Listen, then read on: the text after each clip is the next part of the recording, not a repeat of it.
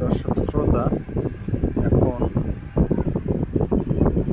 Motor কিভাবে fitting করা হয় দেখুন। এই ম্যাগনেটের কি পরিমাণ শক্তি। যেটা মোটরের ম্যাগনেট, মোটর লাগাবো, দেখবেন